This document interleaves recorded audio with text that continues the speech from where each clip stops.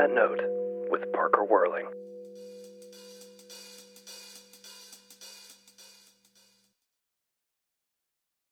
Giving good gifts, and sometimes I really nail it, and sometimes I'm like, you're getting a Barnes & Noble gift card.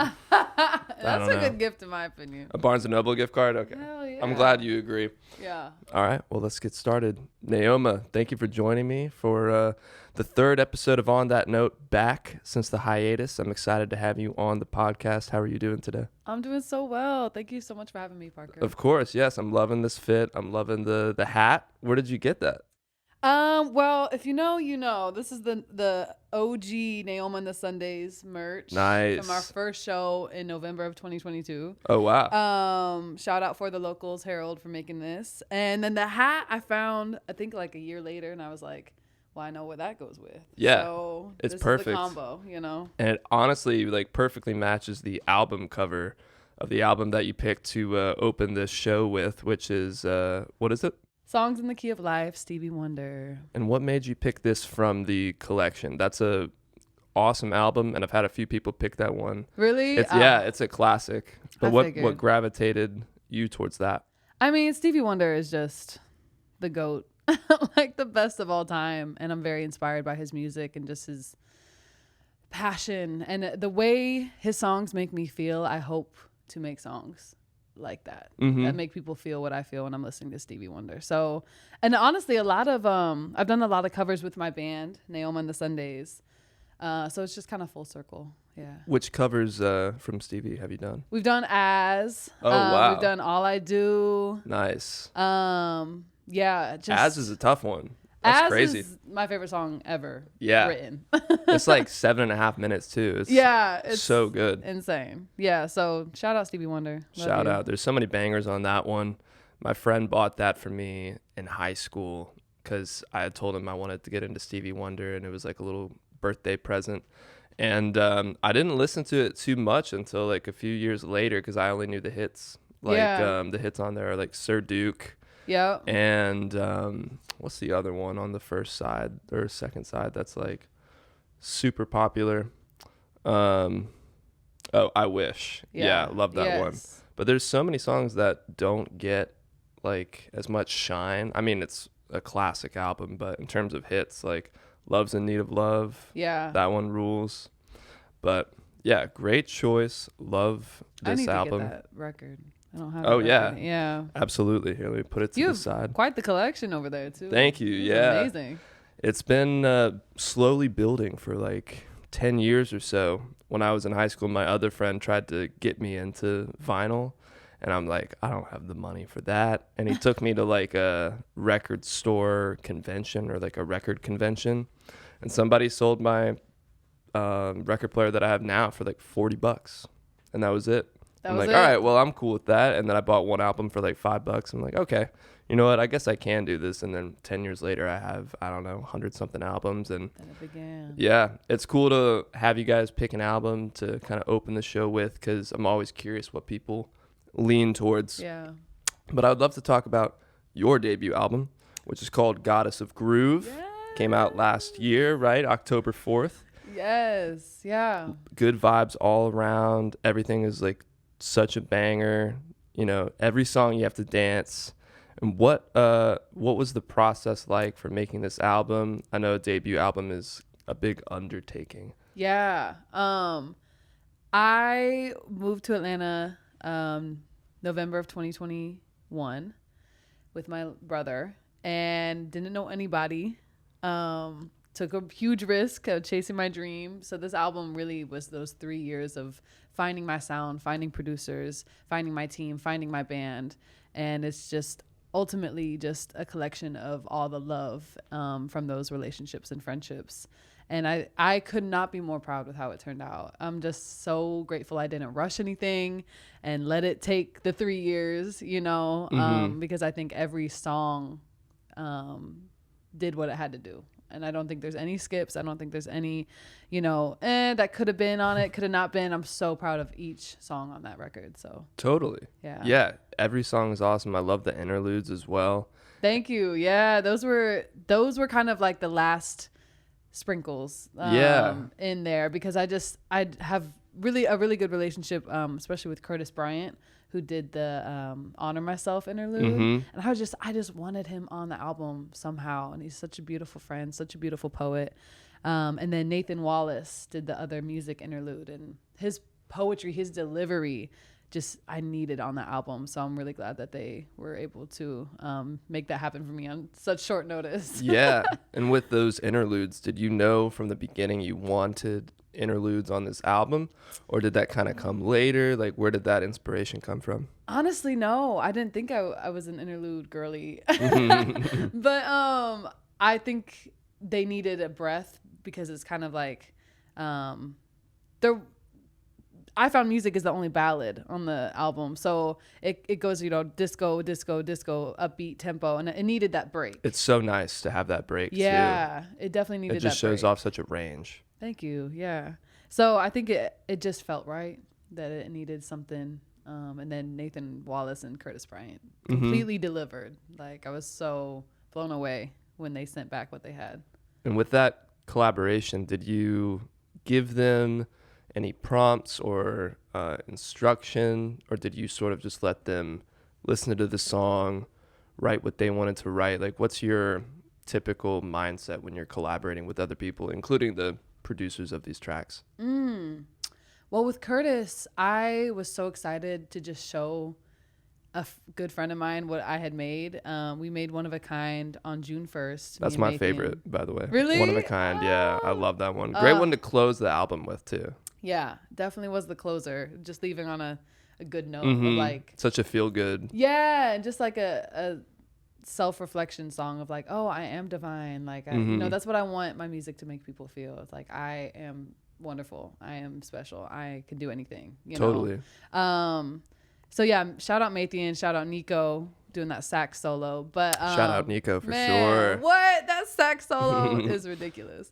But I sent it immediately to Curtis Bryant. That's the first person I sent it to, and he just connected with it so much. And then later on, I was like, you know what? Like, I would love for you to introduce that song with just like a self-love. I just wanted him to talk about self-love, and then Honor Myself was born. So, and then Nathan Wallace, I sent him I Found Music, and I was like, can you just just whatever comes to the heart, just I didn't really give him a prompt. It's just whatever you feel from the song.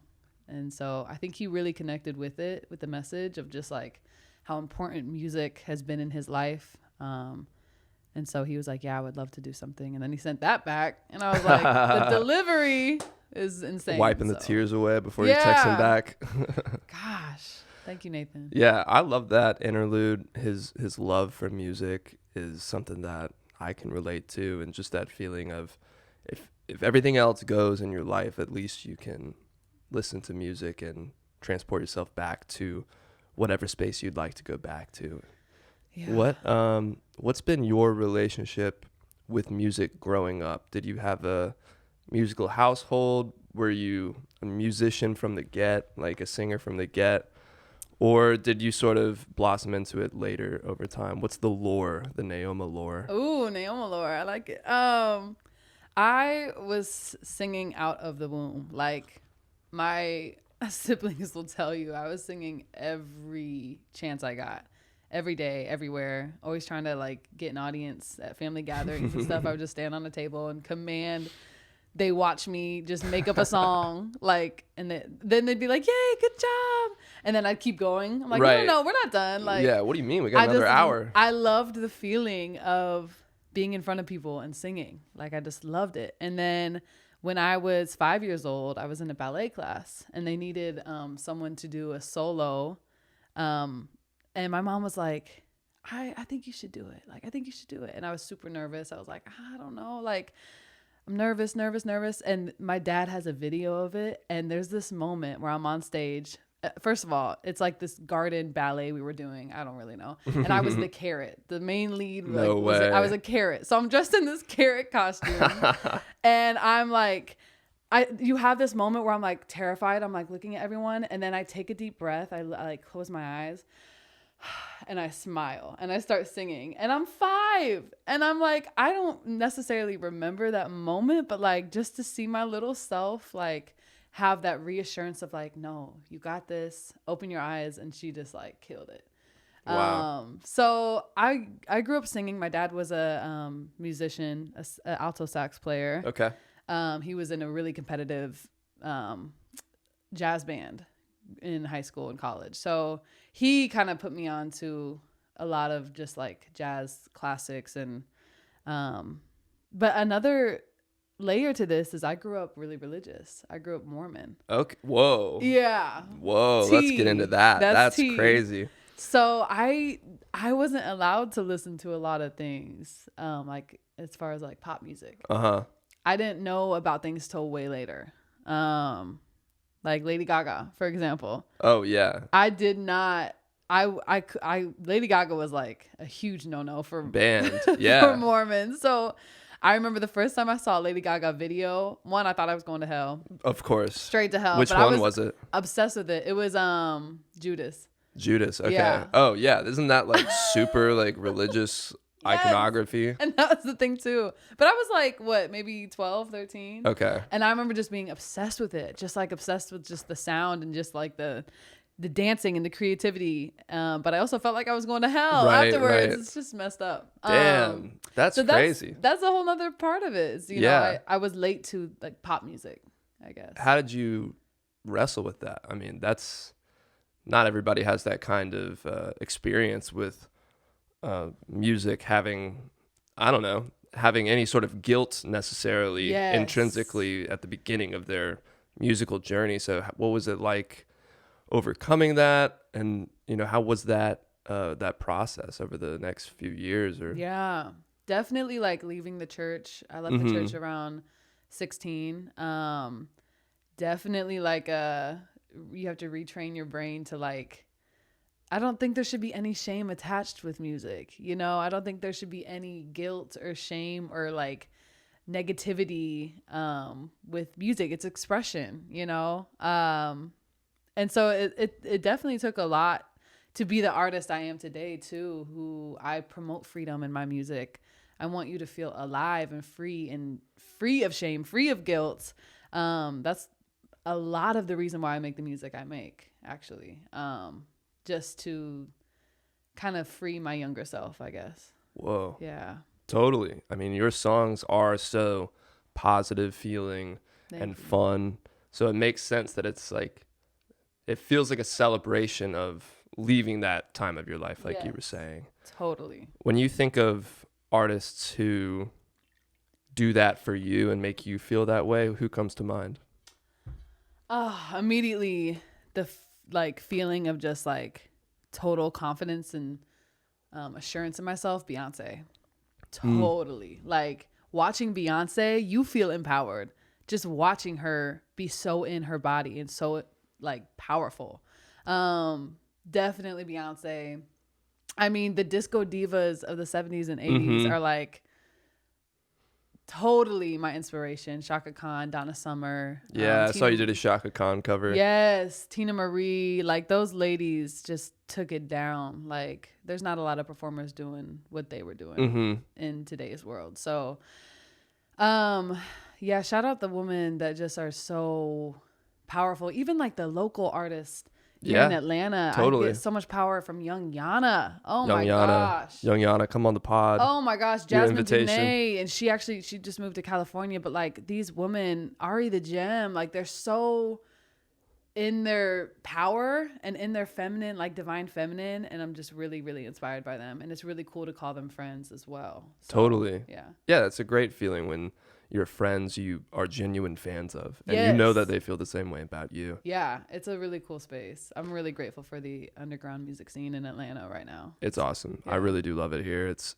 very supportive and well connected, but there's so many little niche genres and like places to play, and there's just so much to explore around here. So much support.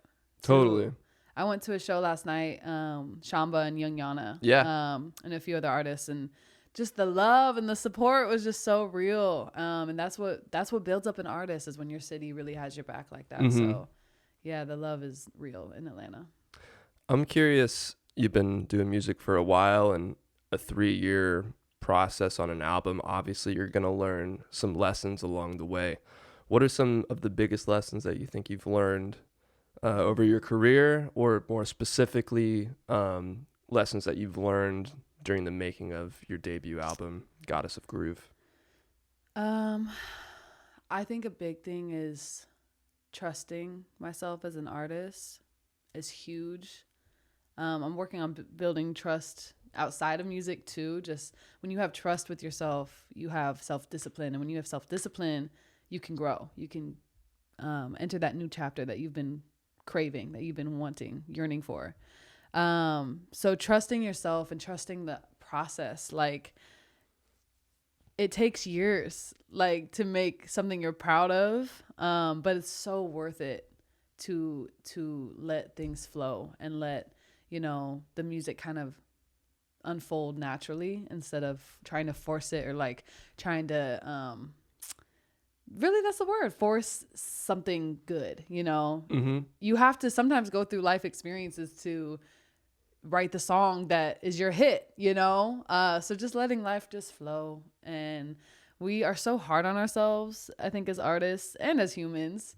And so getting rid of that mentality of beating yourself up, it does nobody any good. Yes. So Yeah. Trusting the process, and that can also obviously apply to just things in life when bad things happen. Trusting that there will be something good that comes out of this. Yeah. Because how many times in your life has something happened to you, or you made a mistake and you regret it, but then you learn sometimes 5 years later, 10 years later, that the person you are now is because you made that mistake and you're better off for it. Yeah, totally. So what would be some of the most favorite part of the creative process for you? Like when you're writing, recording, releasing, performing, what's some of like your favorite parts of the creative process? I really like the initial like feeling you get when you're hearing something and it's like starting to come together, and it's like this excitement, like almost like childlike giddiness of like, oh, this is something, like this is like that feeling you can't describe, like you can't really replace that feeling or replicate it, because it brings out your inner child. Like making music is just playing. You get to play, So, and my friend Chelsea taught me that too. She's like, let yourself, like this music stuff shouldn't be so serious. Like let yourself play, let yourself be a child. And I think that's been my favorite part, is just like letting myself play and be a little kid again, and just discover new sounds and discover what my voice can do, and letting it be good is the main thing. Just letting it be good. When you mean letting it be good, what are some like moments where you had to just sit back and let it be good? Like, how do you know when it's good for you? I think, especially when like, organizing shows, I have a 9-piece band. And so Yeah, a lot of times you got to let that be good, because scheduling with dancers and I'm doing all of this independent, I'm doing all this by myself. And so a lot of times you just got to take a deep breath and just let it be good, because it can be really stressful. Things aren't going to happen the way you expect them to a lot of times when you're independent and doing this on your own.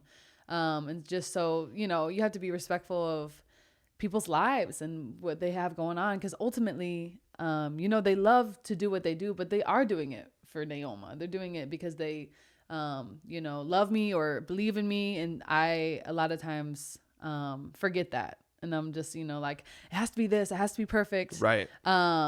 So letting that go and letting that it be good, in the case of like a show or Totally.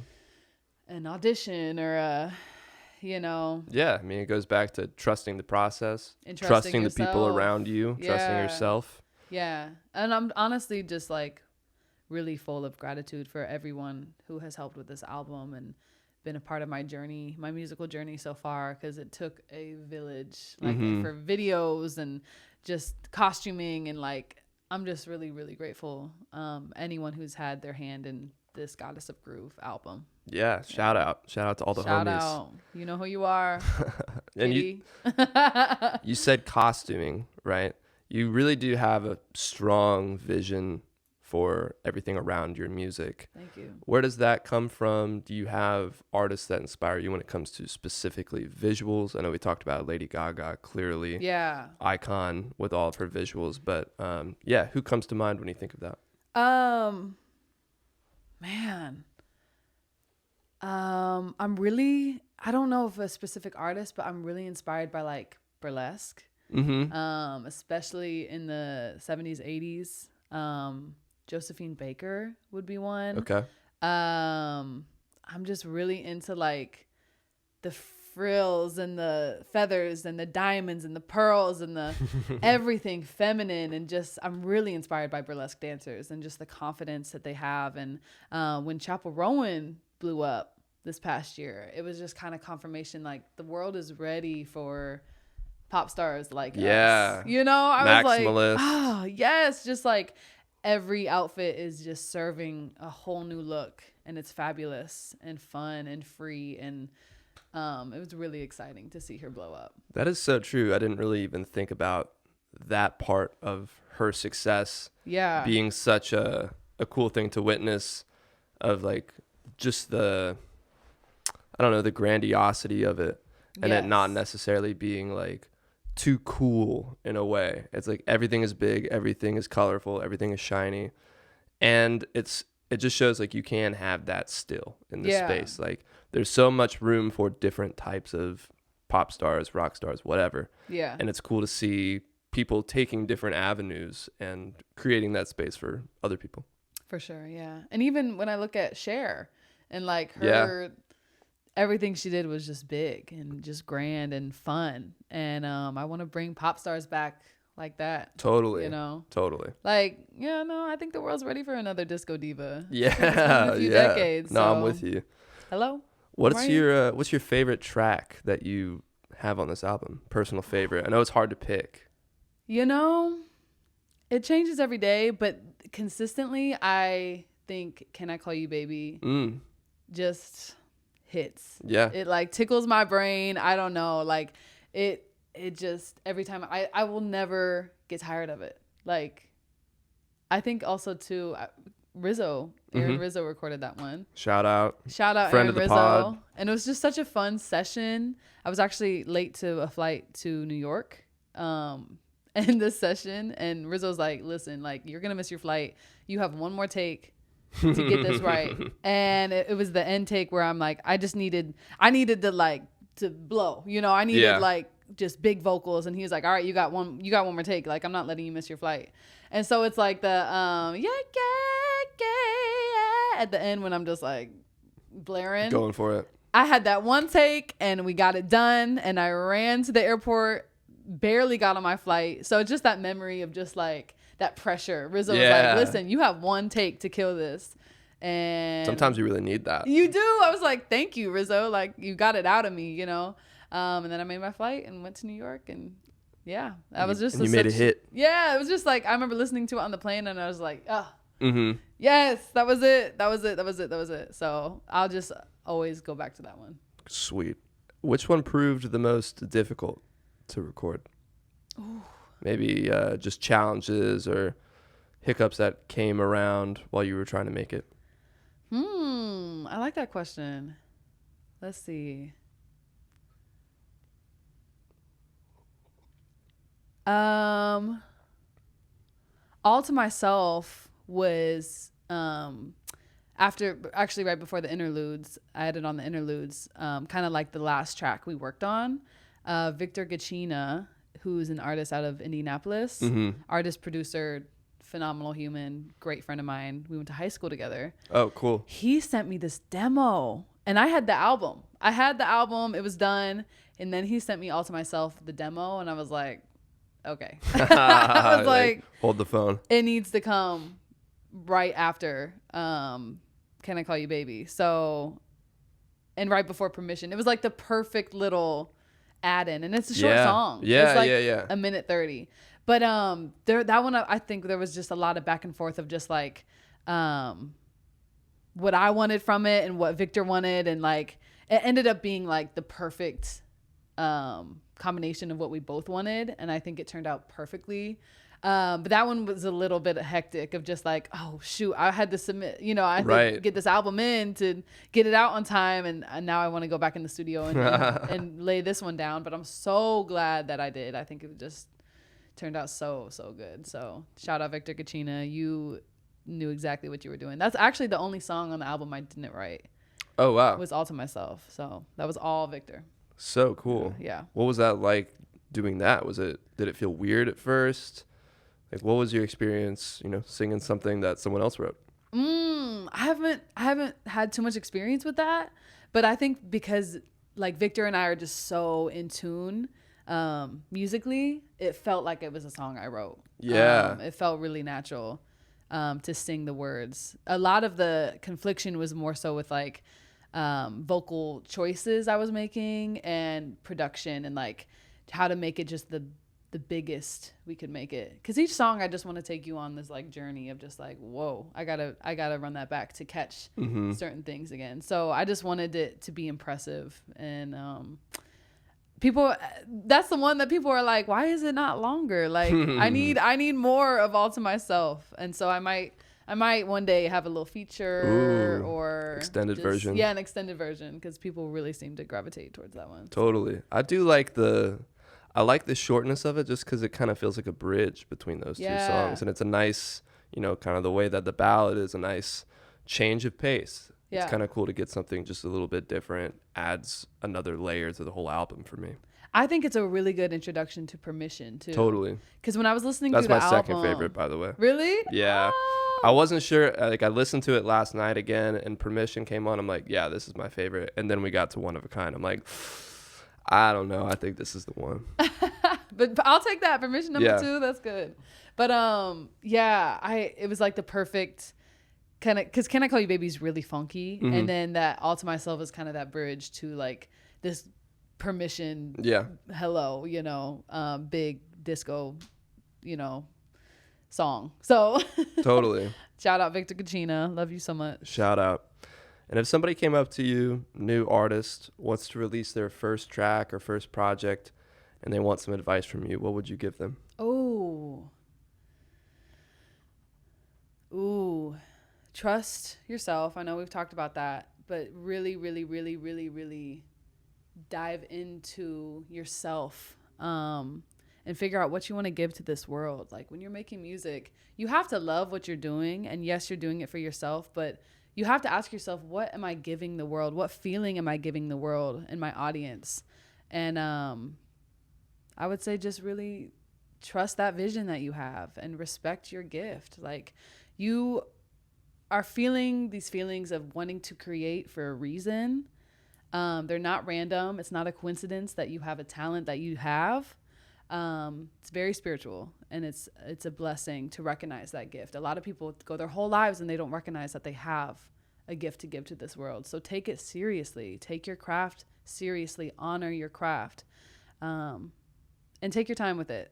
Just have fun with it. Like it doesn't have to be this. Social media has completely warped how artists think about their art, and it's become this weird like competition when art was never meant to be a competition. So just remember that it's your story, it's your art that you get to give to the world. So take your time with it and just enjoy the process. Because what's the point if you're not enjoying the process? So true. Life is supposed to be fun. We got to let it be good, like I said. Beautiful. That was very well put. Thank you, Naoma.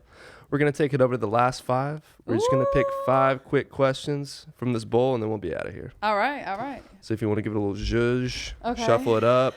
Shuffle it up. And we'll see what question number 1 is. Do I pick it or you pick it? You can pick it. Okay. Boom, boom. Unexpected musical influence. Ooh. I don't think this one's as unexpected, but we make very different music. Mm-hmm. Cleo Soul. Okay. I've heard of her. I can't wait to meet you one day, baby, because, oh my gosh, her album Mother is probably my favorite album of all time. Wow, yeah. Okay. And then that's saying something, because it's not my genre at all, you know. Okay, what kind of genre is it? I would say neo soul. Okay. Yeah, but it's just phenomenal. And I think the way it spoke to me as a young woman, and that just like it came at a huge transition in my life. And so when you connect with an album in that way, At a specific period of your life too, Yeah. sometimes it's hard to like. It's like everything lined up perfectly. yeah, I really was going through a spiritual awakening when I heard Mother for the first time, and it put a lot of things in place for me. So Cleo Soul, I Very would say. cool. Shout out Cleo And Soul. her voice is just, she's an angel walking this earth. So thank you for blessing us with your music. Yes, thank you, Cleo. All right, number 2. Number 2. Let's see. Best album covers? Oh my gosh, this is hard. This is a There's tough so one for many. sure. I mean, I'm biased to anything Beyonce, but I love the Renaissance cover and the Lemonade cover. Yeah. So Yeah, the good. Lemonade one is so hard. Good, so good. I know that there's like so many that I could think of, but I'm just blanking. What about you? What's your favorite album cover? Ooh, what's my favorite album cover? There's one by the Yeah Yeah Yeahs, and it's a girl's like hand squeezing an egg, and the yolk is like flying out of it. And that one looks so sick. Like it just looks so powerful. Yeah. That's like the first one that comes to mind. I'm a huge Radiohead fan, so the In Yes. Rainbows album cover I think is fantastic. so good. I remember when you came over here for like our Friendsgiving that we had, or James's birthday or something. We oh yeah. you were looking through the album cover book, Yeah. and you you picked the like one where it's like both pages and it's just all naked women, and you told us not to change it. And I'm sorry to say my parents came over, so I did change it. I noticed that. Yeah, I noticed yeah. it was not- I was like- I almost thought about changing it back before you got here, but I'm like, let's see if she even notices. That's so funny. I mean, naked women are just the most beautiful thing. Yeah, yeah. It was like just 50 Ever. naked women on Yeah. it, so maybe I'll put it back. We'll see. Another one I just thought of is Janet Jackson Control. Dude, Janet Jackson. The power in that album Yeah, yeah, cover. yeah. Whoo. I also love the Behind the Velvet Rope Yes. album. That's my favorite from her. Yeah. 100%. And I love that album cover too. Yeah, It's just she like the had top of her head. amazing album covers. Truly. So. All right, question number 3. Let's see. In the studio or playing live? There's no better feeling than playing live. Mm-hmm. Well, when you got a 9-piece band, I mean, Man, it's hard to beat that. And it's been a little minute since we've performed together. Just I had to finish up the album and Yeah, holidays and lifing and totally. So that feeling I'm really craving. Even going to that show last night, I'm just like, oh, Yeah. it's time. Let's get you back on stage. Yeah, ASAP. I mean, it's coming. This year's gonna be a good year. All right, I'll good. say that. 3 desert island albums. Yeah, if you're stuck on a desert island, Oh, okay. Ooh, Mother by Cleo Soul. Yep. there you go.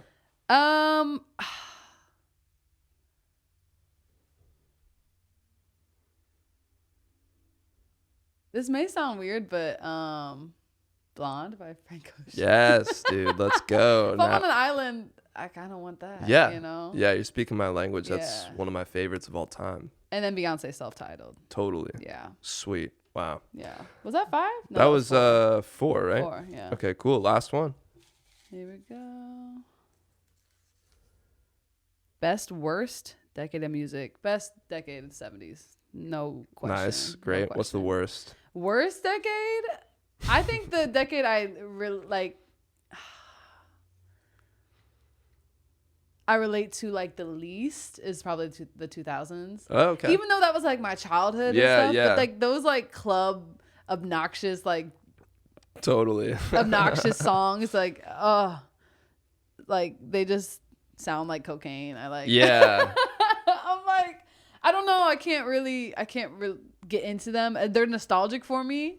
But man, I think They're kind of like ironic Yeah. now when people listen to them. exactly. Yeah, I don't think. I mean, There's a few, obviously, there's that a few are bangers. great. But Rihanna had the bangers. She did. That's true. Rihanna ran the 2000s Mm-hmm. club hit thing. 100%. Yeah, I just think like the 2000s is kind of It's a weird time, weird time. at least for pop music, I Yeah, think. for sure. It does feel like, and maybe we're so close to it that there's still some songs that might be like played on the radio that just don't have the staying power. Yeah. The way, like, when you listen to the 60s, 70s, 80s, 90s even, the songs we're listening to are the best of the best Yeah. of that I mean, decade, on the radio at least. But the 2000s were still maybe not far away from it enough Yeah. to have discerned which ones have the staying power of decades, right? It's really only been one decade. That's so true. I think that's super true. Yeah. I think that's true. I think it'll be interesting to see how those songs age, I guess. Especially the ones now. Like, Yeah. I'm always curious what songs of the 2020s, right? We're 5 years in now, and it's like, which is crazy to think about. Crazy. And like, which ones are going to be the ones in 10 years, 15 years, 20 years that we're still listening to and consider, oh man, the 2020s, it makes me think of Chapel Rowan, or Yeah, or will she totally. be completely forgotten? I mean, it's hard to even imagine that right now, Yeah. but there's people who have been at the top of their game that just aren't really remembered as much 20 years later for whatever Yeah. reason.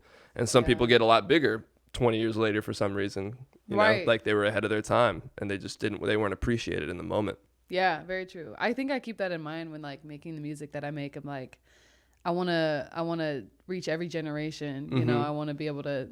I want my songs to be played for decades and decades and decades, and for multiple, generations to come. So, yeah, I think that's a blessing to be remembered for. Like the artists that are still being played from the 70s, like what an honor. Like how amazing. They're still performing, still doing their thing. Like that's all you can ask for as a musician. 100%. Yeah. Cool. Well, Naoma, thank you for coming on the pod. Everybody go listen to Goddess of Groove. Yes. And if you have any shows coming up now, you can go ahead and plug it. But if not, you can follow Naoma on Instagram. What's your Instagram handle? Yeah, Instagram is Naoma the Sun. So it's like Naomi, but with an A. And then the Sun, S-U-N. And then, yeah, I think that's all my socials, TikTok and all that. Sweet. Yeah. So you guys go follow her. Keep up with everything going on. And Naoma, thanks again for coming on the pod. Thank you guys so much. All right. See you. Thank you so much.